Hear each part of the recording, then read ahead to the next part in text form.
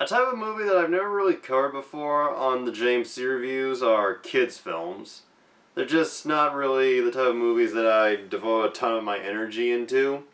It's mostly adult films, horror films, action films, and comedy drama. But there are a lot of good kids films that I really enjoy, most of them ones that I grew up with. And I haven't really kept up with most kids films since maybe 2011 or 2012. I don't know, maybe I just outgrew them, or I just got more focused on the more adult films. But there's still a lot of good kids films that I think fondly of, and I like to go back and watch every now and then. And there are some that I haven't seen in a very long time that I like to go back and re-experience. One of those films is going to be the subject of today's review, The Borrowers, from 1997. Borrower is quiet, cautious, inconspicuous, alert, never seen and never heard. Saying I watched this movie all the time when I was a kid is an understatement. I would watch this film just so fucking repeatedly that, and as you can see, it's a VHS. Never got a DVD copy, and this was still around, so I thought this would be a good one to watch and recapture. And I've watched it so much, I'm actually surprised this tape still works. But anyway, The Borrowers. Based on the popular English book series by Mary Norton, which, for full disclosure, I have not read, but that didn't stop me from liking the film, and I did a little research, and it appears that this movie took elements from all of the books in her Borrower series. And the books came out around the early 50s. People say they had kind of a post-World War II theme going on. That kind of theme or message is not present here in this film, at least as far as I can see. But there is another theme that I'll get into later. And for anyone who might be wondering, the borrowers of the film's title are a group of small humans. Like, they are human, but they are this big, very tiny, and they live in secret, and part of their creed is to never be seen by the normal-sized humans, or as they call them, beings. Human, being, beans, get it? What's a bean? You are a human being? And the main borrowers of this film are a family known as the Clocks. We have the father, Pod Clock, played by still going strong British actor Jim Broadbent.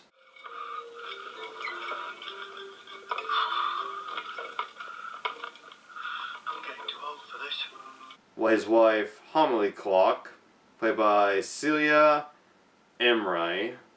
I-M-R-I-E. Maybe she's a lot bigger in England. This is the only film I know her from.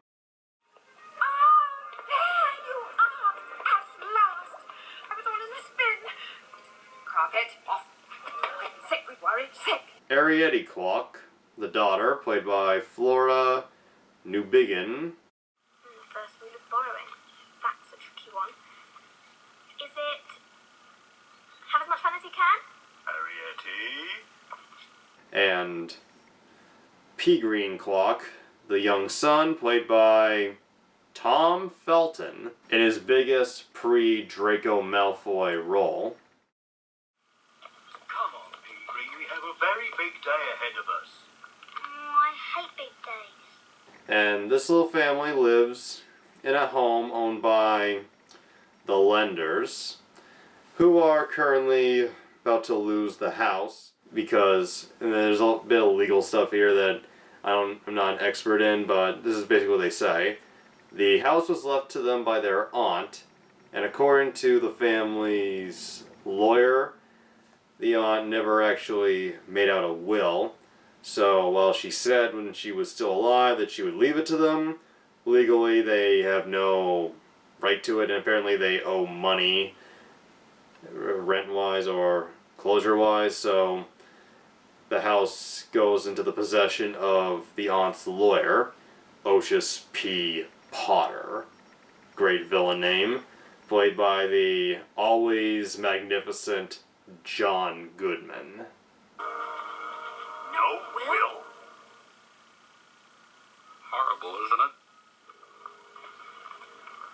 And unaware of what's going on with the house, the borrowers continue to do their thing, which is they sneak around when the beans are not present, and they take stuff, not stealing as they put it, borrowing, and I assume they give it back at some point, although how they take and bring back batteries I do not understand.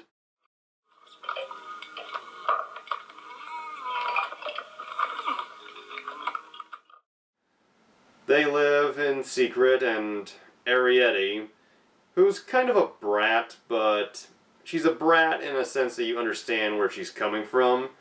Like, she's not like one of those movie brats who acts like a little shit just for the sake of it, with no reason to.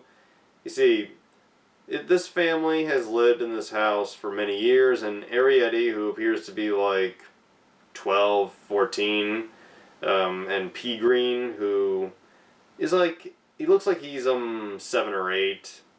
They have never seen any other borrowers besides their parents, and while P. Green's still in that dumb little kid phase where he could really give a fuck, Arietti is just, she's at the age where she's just fed up with it only being her family and being closed into this house. And at the beginning, Pod, who's taking the kids on a borrowing mission, apparently this is the first time he's ever brought them with him, and before that they've just been living under the floorboards in their own converted little home. And when you take that into account and how she's appears to be maybe in her teens, you can get why she's going a little stir crazy and would want to explore, possibly run away.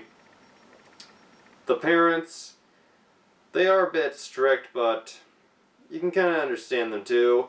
They're reasonably strict, although the mother gets a little grating. And where are the borrowings? Oh, dear. How could you do this to me? How can I? The drop of a pin would probably cause her to burst into tears, which happens quite a lot in this movie.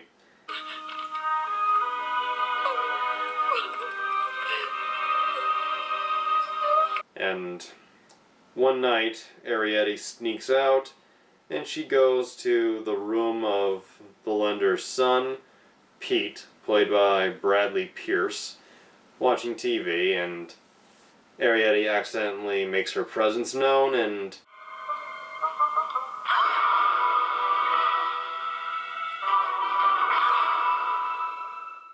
first she's terrified that he's going to squish her, which is what she's been told her whole life by her family, and is apparently the belief of almost every borrower that if the normal humans see them, they will kill them, like a bug.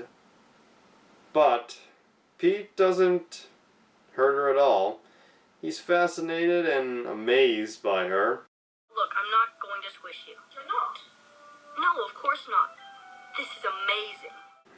This is where a thing that happens in a lot of kid films where a kid encounters something fascinating or magnificent, or meets someone who's a bit off, either an alien or a creature, and they accept them and just roll with it like that. Although Pete appears to be pretty young, like, he's just a young kid, and so I guess that could excuse some of the early acceptance, although that happens a lot in kids' films, from what I've seen, just so they can get the story going and not waste too much time. But yeah, they sort of become almost immediate friends, and Pete lets her know about what's going to happen with the house, and My great aunt left us the house, but she didn't write it down in a will. So now, the stupid man Potter's gonna tear it down. seeing no real other option, Arietti and him come up with the idea that he could help transport them to the new house, and at first her family is very against it.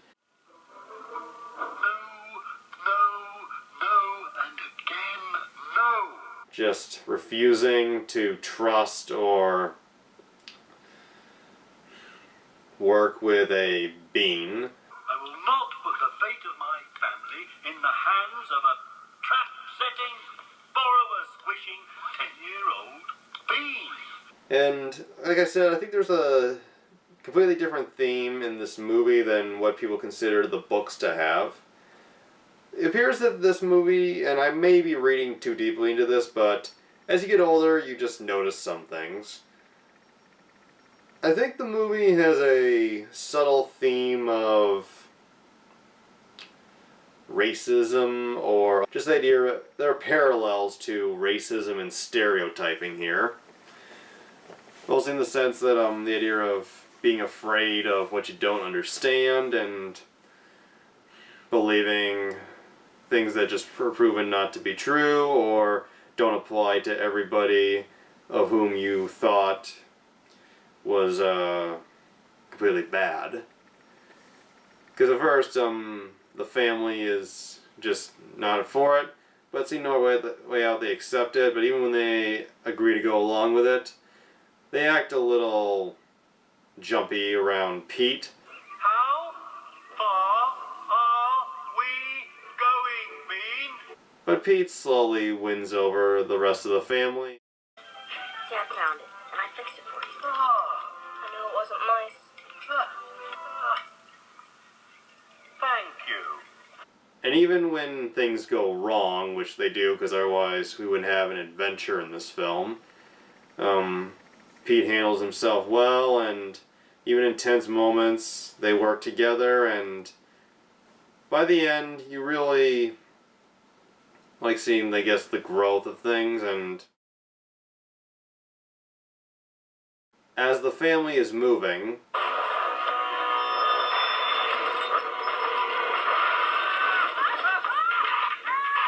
an accident occurs where the kids accidentally are left behind.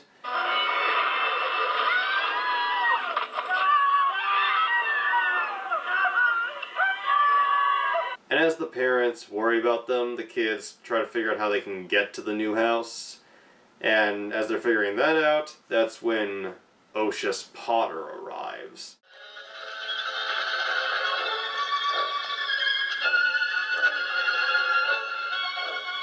And we find out that the aunt actually did write a will. I don't trust Vic, Mr. Potter. So I've hid the will in the old house. I've left the house to my young niece and her family with enough money. Potter kept it all under wraps so he could get the house, because Potter wants to turn the house into like a rich apartment complex, which he hopes would be the first step to Today, Potter's Apartments. Tomorrow, Pottersville. And Ariadne and P. Green see that the aunt gave Potter some specific instructions on where to find the will, because apparently she was a paranoid old lady who didn't believe in giving it to the bank, so she kept it hidden in a safe that's concealed in the walls of the house. You will make sure they get it, won't you, Mr. Potter? Why, of course, Mrs. Alabaster. You can trust me. I'm a lawyer. Yeah, you're about as good a lawyer as the guy from Jurassic Park.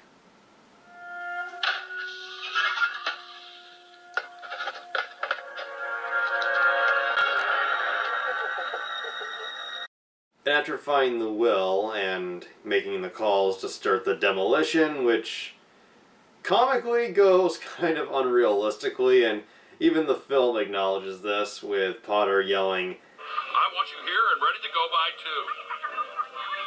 I don't care if it is short notice. I want this house flattened, and I want it flattened today. He then gets ready to burn the will, which is Ariadne and P. Green's moment to steal it. And just as they're getting away, Potter notices them.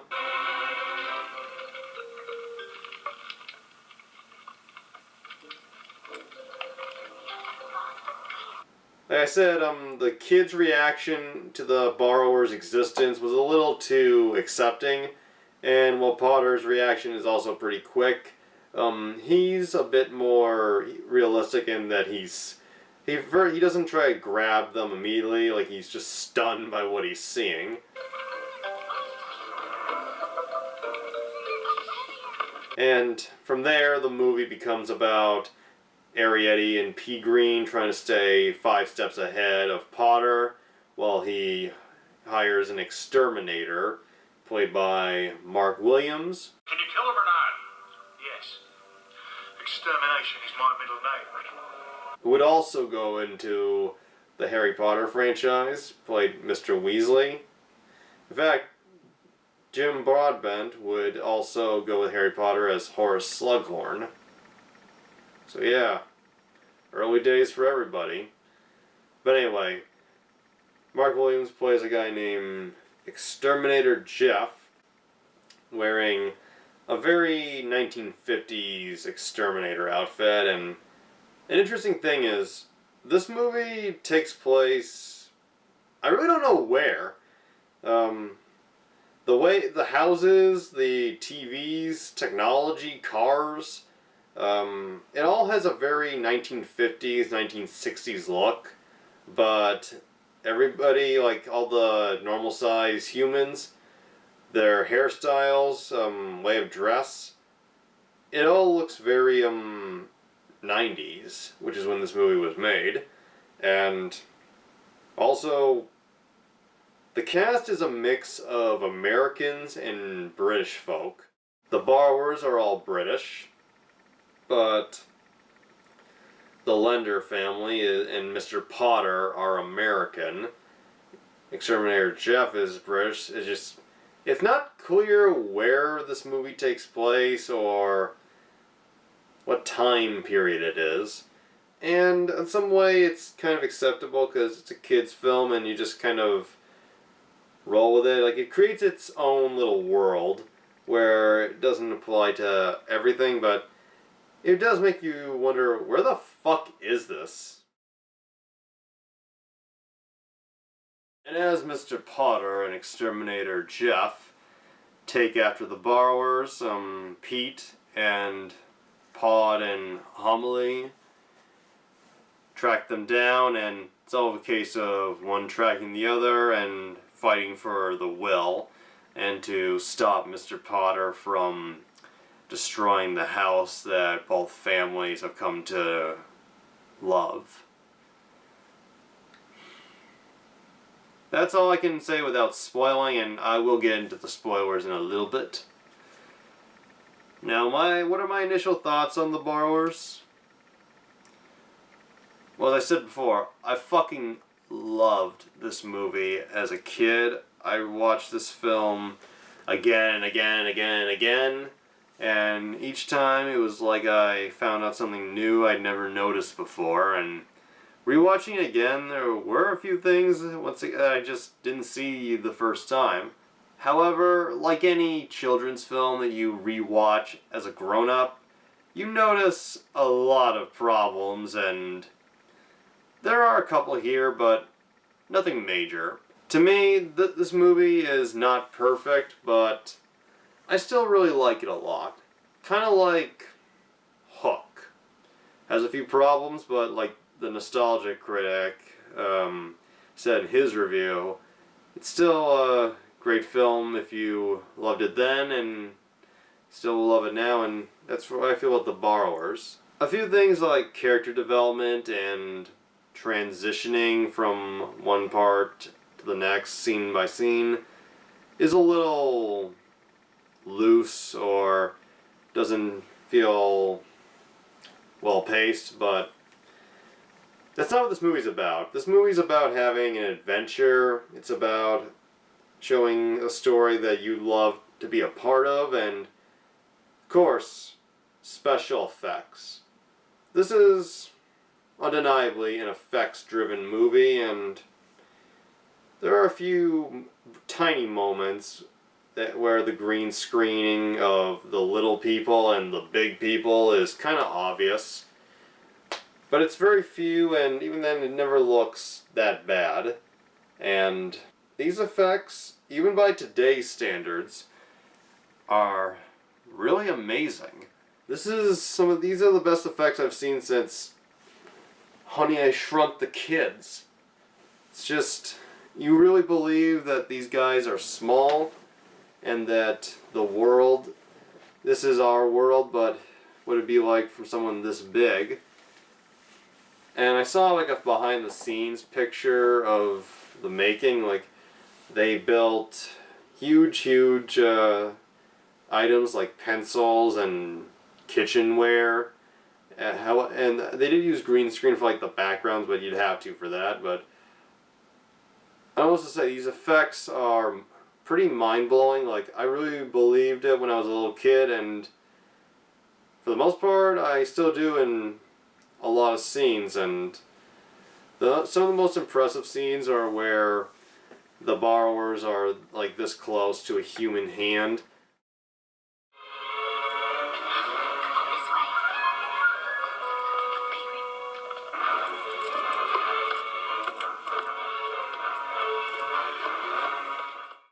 My favorite scenes in the film would be the scenes where Potter is breaking down the walls of the house. I don't know, I just like seeing that kind of destruction.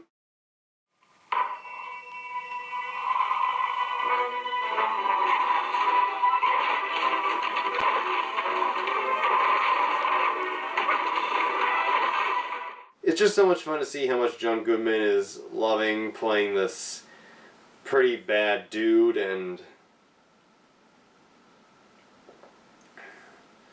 just how angry and just how comical he can be. And the scene where he finds the hidden safe convinced me to get a safe when I was a little kid. Not a really good one, but just a little one. And when I was like 13 or 14, I think, I got a real safe one as like a gift, and it was put to good use. Old money, and at one point cigarettes, so my family wouldn't know. They eventually found out, but it's a good hiding place for a while. And after Potter has spotted Arrietty and P-Green, and he's listening with a stethoscope to find out where they are, and he overhears Arrietty talking shit about him, saying, "That big, mean, ugly bean," and he goes, "Ugly? Who they calling ugly?" Thieving, evil, mean, greedy, vicious, ugly being destroyed our house. Ugly? Who they calling ugly?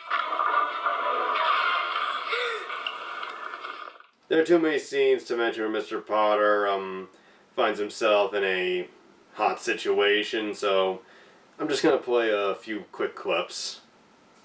Burns on contact. Burning's good. How long is this gonna take?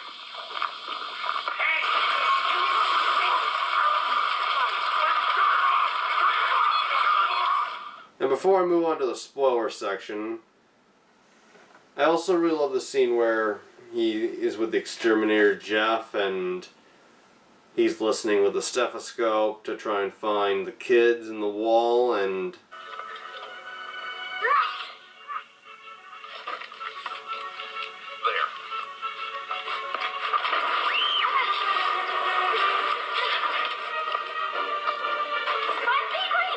And because it's the kids going through all this peril, I think that really creates a genuine feeling of suspense. Because you never get the feeling that they are gonna get seriously fucked up, but it's kids and all this shit going on, like they're this small and there's a hammer being slammed mere inches from them. It's pretty intense. And even though I've seen it many times, it still feels intense.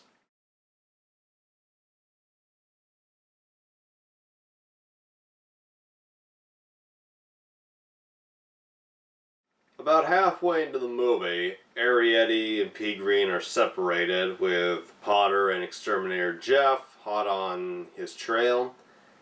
And Arrietty, showing like one of her most vulnerable moments, begins to cry. Like, even though she and her brother don't get along, she worries for him. And then all of a sudden,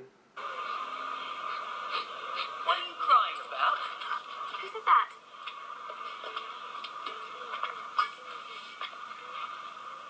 the first non-clock borrower of the film, a teenage boy who appears to be maybe around her age, named Spiller, played by Raymond Pickard, and this is the first time she's seen another borrower, and almost right away, like, at first they just get along on a friendly sense, but it's clear they're gonna be a couple at the end.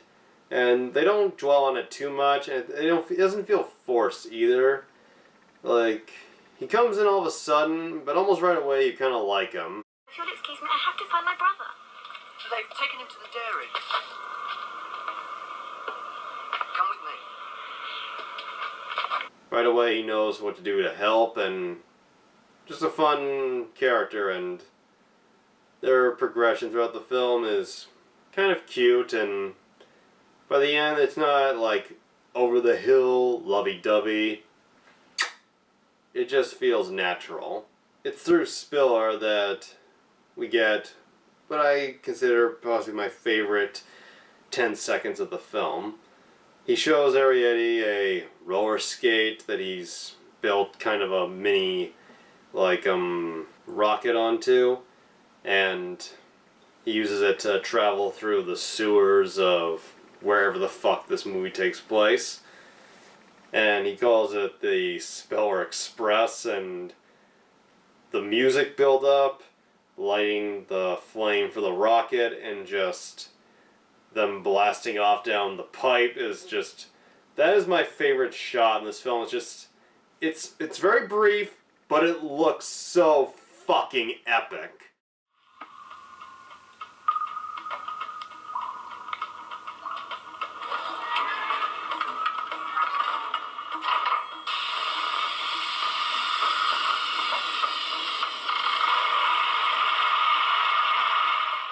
And after that, they arrive at a dairy factory, make cheese and milk, recycle glass bottles, which is where P. Green is going because he fell into a milk bottle.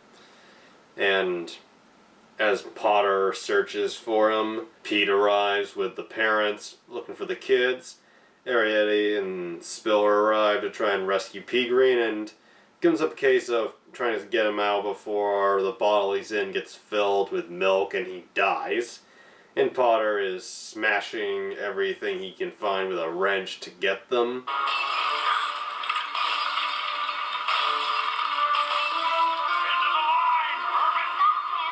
The parents do all they can to get to the kids, and there's so much going on, and it's each character is given the right amount of time as they jump back and forth. And it leads to probably the most memorable scene where after P. Green gets sprayed with the milk, Arrietty and Spiller pull down the lever on one of the machines, causing Potter to get doused in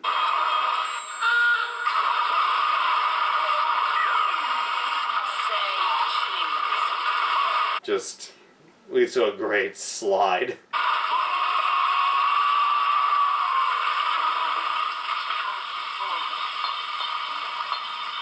After that, the family is reunited and discovered that Pod, Dad, used to be like Spiller, as they kind of established a nickname for the borrowers.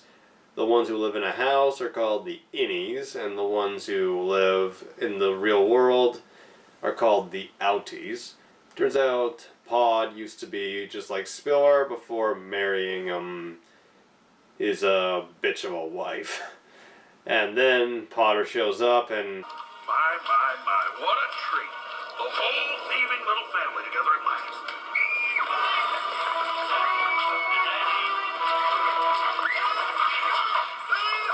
And it seems like they're all going to die, and kind of seems like he killed Spiller. Any last words? Good luck with the face, fatso. However, Pete shows up in the nick of time, rescues them, and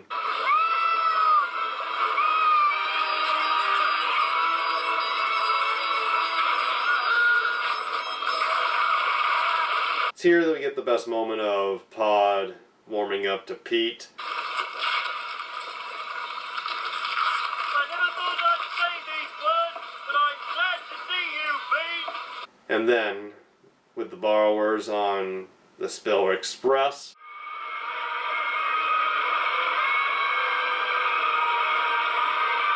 and Pete, who gets a surprising helping hand from the last person you'd expect, Exterminator Jeff.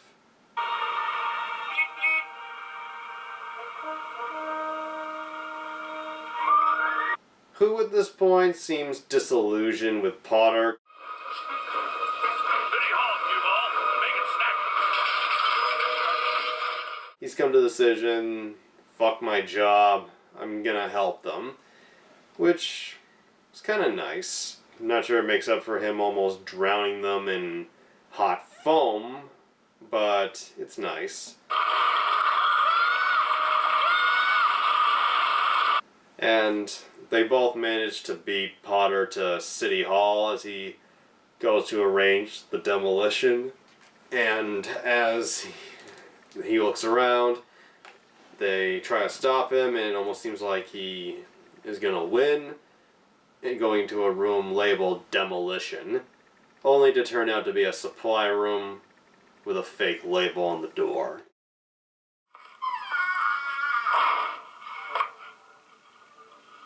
Nice try,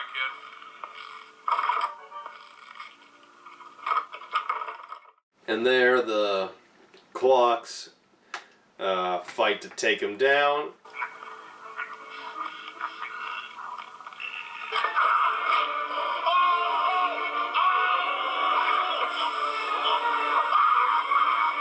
Succeeding at first, but just because something is strong for them doesn't mean it's going to be enough to hold down a 6 foot, 300-pound man.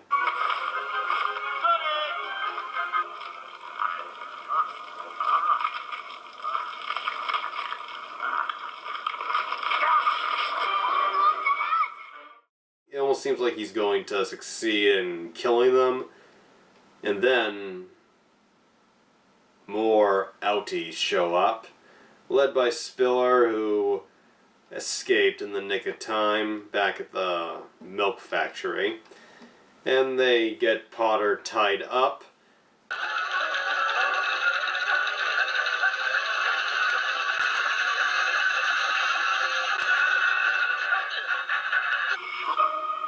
Get these lines off of me! And then we see, and this is just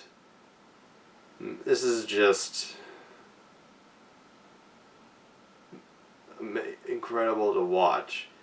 You see hundreds of borrowers appear out of hiding, and shows that the clocks truly were not the last, and the message is pretty obvious for anyone with half a brain.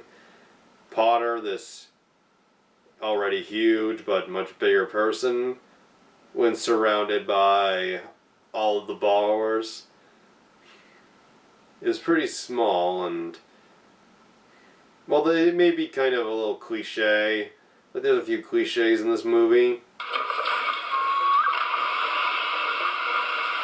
I'd love to stay and watch, but I gotta deal with destruction. The scene is just so well done.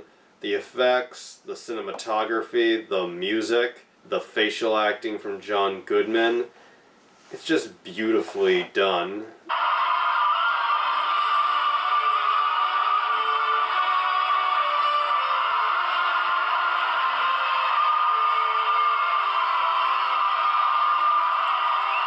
The first time, Potter feels genuinely, I guess, intimidated, and Pod, in a moment that's a little weird, but I guess they're trying to have a bit of a extra message, goes up to Potter and gives a big speech saying the borrowers may be small, but they will fight back against anybody who tries to squish them, and stands up for them, saying they're not thieves. Once again, makes me think there might be a message in this film, a theme of fighting against possible racism or stereotyping. And for the most part, like, this moment is pretty well done. But the one thing that I wish the film had done a bit more of was show the borrowers realizing they might have been wrong too, for assuming every being wants to kill them. Like, and the ending where Pete is giving them food at the house, having reclaimed it, implies their relations with him have gotten better. Maybe they might not have the same general view of humans, but it's never elaborated on too much. I wish there were a nice scene where they were like, maybe they're not all bad. But nonetheless, it still works pretty well, and Potter ends up getting arrested by a policeman with a British accent, played by another face that's probably well known to a lot of people now. Anything to say in your defense, sir? And what's funny is Hugh Laurie and Mark Williams had also appeared in another film just a year before The Borrowers, 101 Dalmatians, where they played Horace and Jasper.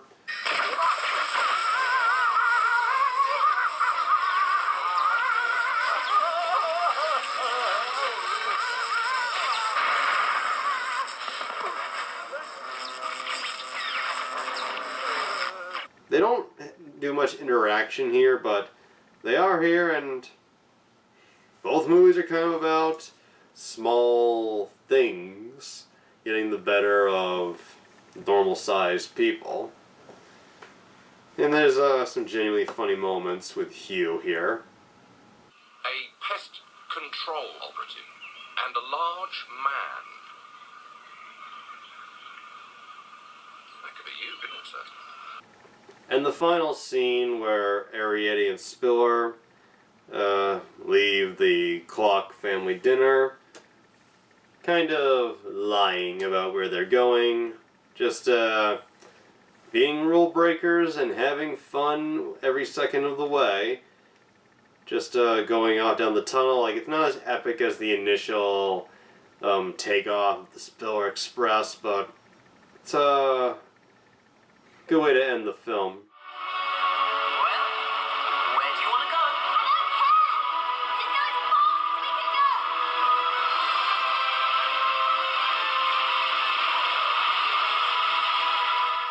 And then we cut to Mr. Potter, who is being interrogated by the police, and he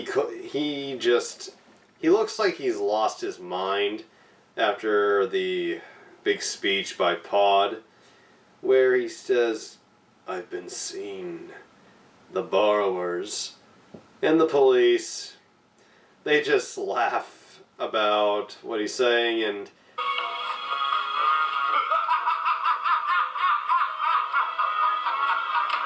you kind of wonder, think he'll get off on an insanity defense? And the film ends with Potter, despite having lost everything, just smiling like a big goofball as they take his mug shot, which is kind of fun.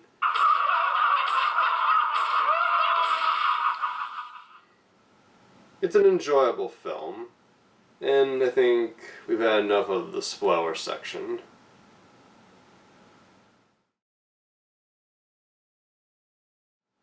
Final verdict, I would give The Borrowers a 7.1 out of 10. I have a lot of nostalgia for this film, obviously, but it is a fun adventure. It's got a lot of genuine suspense, and it just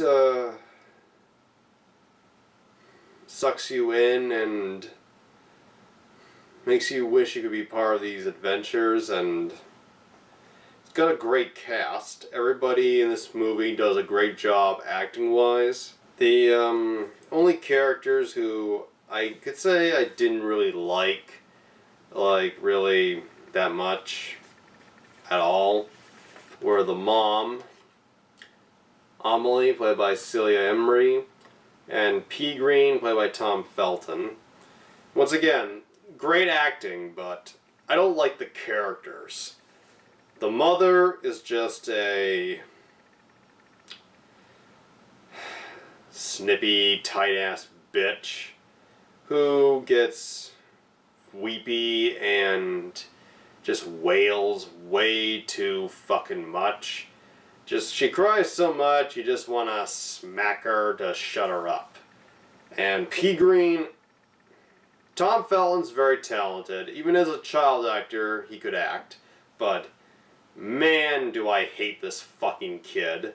Like, Arrietty, she's a brat, but you understand why she's a brat.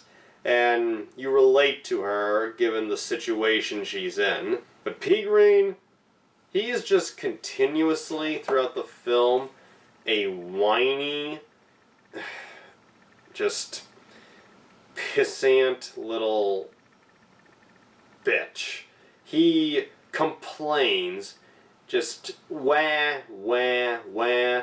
I don't want to do this. Like, in a situation where it's his life on the line, he just doesn't want to do much. He just wants to sit around and do nothing. Hey, Green, grab onto the rope! Can't I stay here until it stops? Hey, Green, the wrong way the rope gets filled with milk. With a light milk, I know. I know he's a little kid, but god fucking damn, what an annoying little shit. I'll say this. It's clear, this family loves each other. Arrietty crying and doing everything she can to save her brother when he's in peril feels like a real sibling relationship. And Paul Clark, when the parents and the kids get separated, says to his wife that he has confidence in them. They're smart. They will be okay. But then he says, if anything does happen to them, there's going to be big trouble. And he has this almost murderous look in his eyes, which to me is the sign of a true great parent. A true parent who loves their kids would, if someone directly hurt them, would be ready to kill for their kids. Like, I like moments like that. And Bradley Pierce as Pete Lender. He doesn't get a ton of stuff to do until the last 30 minutes, but at the end, he justifies his presence other than being a human that the Clocks become friends with. Like, he helps out. Really, he really does help out. And Exterminator Jeff, he's a fun character. Has probably the most changing of character throughout the film, and I don't know what to say about John Goodman as Oceus P. Potter. He's terrific. He's fun. I loved every second of him, and Hello, it's us again. I hate you little people. Oh, that's a shame, because we love you. and this frustrates me every time a kid movie does this. When the actor playing the parent gets the top billing, even though the kids are the main fucking characters. Like Jim Broadbent, I mean, he's great, but he's not worthy of the second billing in this film. I know it's a name draw thing, but if the kids are the main characters, then they should be the ones getting top billing. But John Goodman, I agree, he should get the top billing. He just steals this movie. Raymond Pickard as the Spiller character. He's cool. He's a cool bad boy character, and he and Arrietty fit well together. And fun fact, in second movie to where he's popped up, Alex Winter, you can't tell it's him. Apparently he has a cameo in a scene where the Pete character is watching TV, and he plays a gangster with a scarf wrapped around his face in what is supposed to be an old black and white movie. It's a blank, you won't even notice it at all, but from what I read, it's fucking Alex Winter, Bill of Bill and Ted.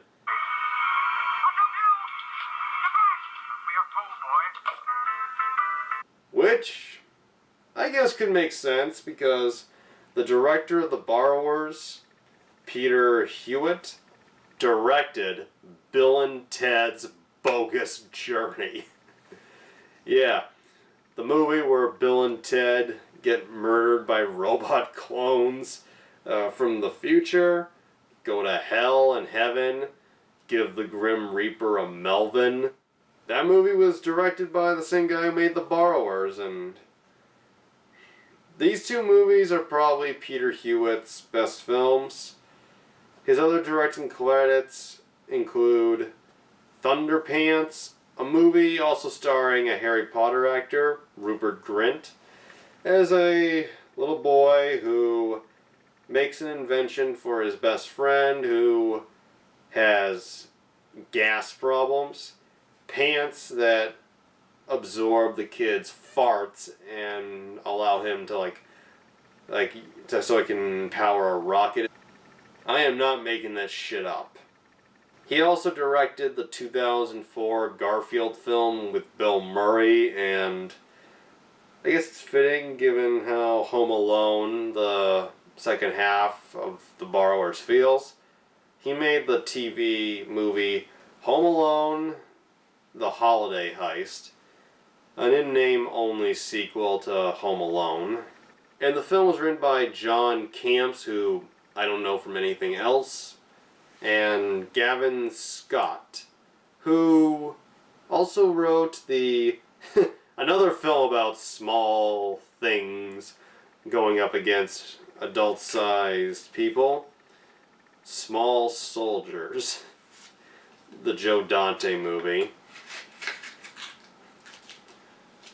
I think a good fact to end this review is Steven Spielberg and Robert Zemeckis were both approached to direct The Borrowers. And they both turned it down for the same reason, and I will agree, this is one of the film's, probably its biggest fault. There is some gross-out humor in this film, and not that I'm against gross-out humor, but I'm just not personally that big a fan of it.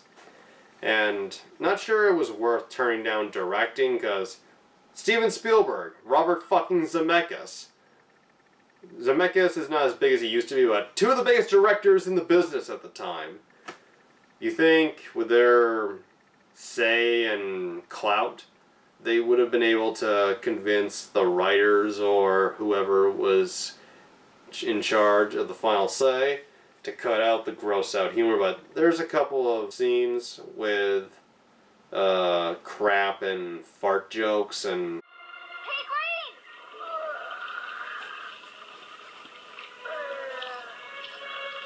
the gross out humor in The Borrowers doesn't ruin anything, it feels out of place. Like, this is not the type of movie that you would associate with gross out humor, so I don't really see why it was put in. Not that it ruins the film at all, just seems unnecessary, although I don't think it was worth Steven Spielberg or Robert Zemeckis turning down the job.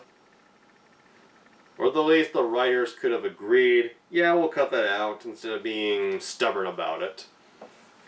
But hey, how am I supposed to know what went down? This movie was made 21 years ago. Time flies. So despite a few flaws that I associate with every imperfect kids film, The Borrowers remains a childhood favorite, and well, it's not a favorite of me nowadays. I still really enjoy it, and there are parts of it that I really fucking love. And if you've got any kids who are like 8 or 10, I recommend showing them this movie. Trust me, they will enjoy it very much. And like Honey, I Shrunk the Kids, it's a good effects film with some pretty enjoyable actors in it. And hope you like this review, and see you next time.